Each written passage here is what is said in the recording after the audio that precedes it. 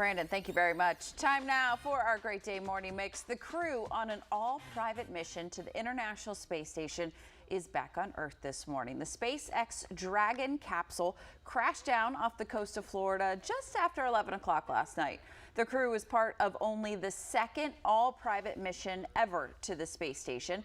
It included one former astronaut and 3 paying customers, including the first Saudi woman in space. 3 paying customers. We're there. If you have go the money, for a ride you can for go. 10 days. Yeah. It's amazing. You can also see all of that. They had a different like watch parties and things where you can watch it all happen live. I mean, so many people have tuned in to see these happen. Well, and one of the women on there, Peggy Whitson, she was the first female commander to do a commercial space flight, but she also holds the record, the American record for most time in space. So this just kind of added to it.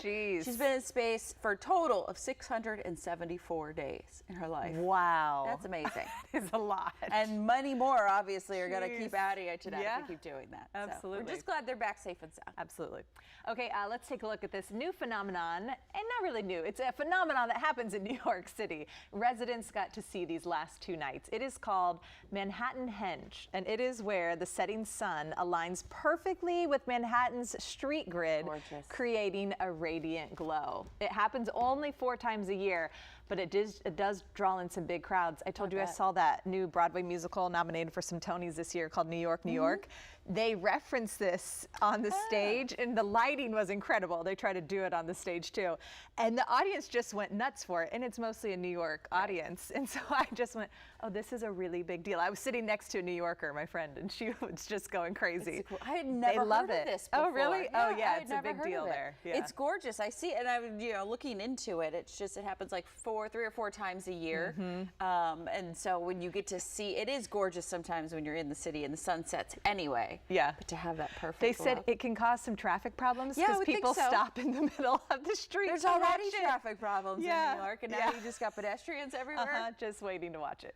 All right, the new live-action Disney film, The Little Mermaid, of course, has gotten so much attention lately with Halle Bailey playing Ariel. It's captured the hearts of little girls everywhere, especially Serena Williams' daughter, Olympia. Take a look at her reaction when she got the Ariel doll. Mama and Papa wanted to get this for you. What is it? What is it? Look at her.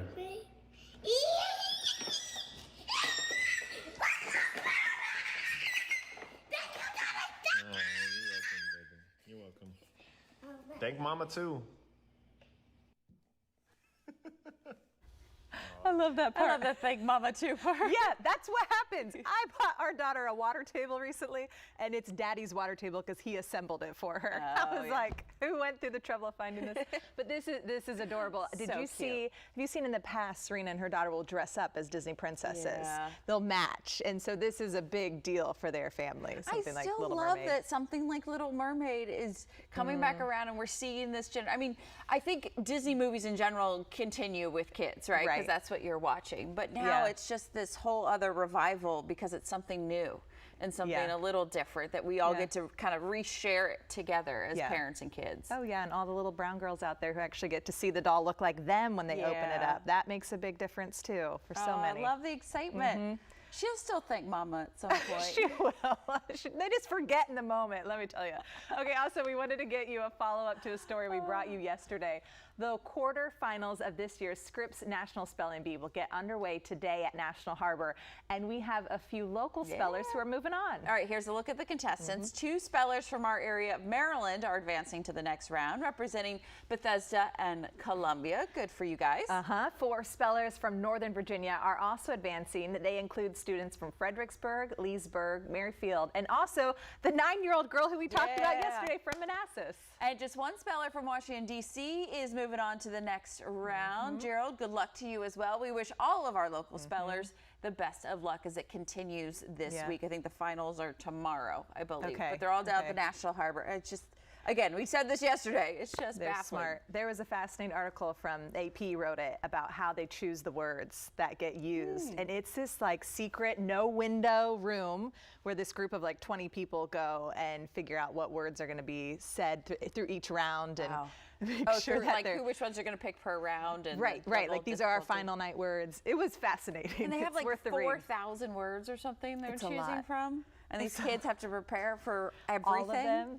And know the definition and the origin. Can I get the origin? Yes, that's what they sit around and discuss. It's wild. It doesn't help us at all. But good luck to you guys. No, it doesn't. All right, you should see my spelling in our scripts. Terrible. I never She's can the spell. worst spelling. All right, up next we're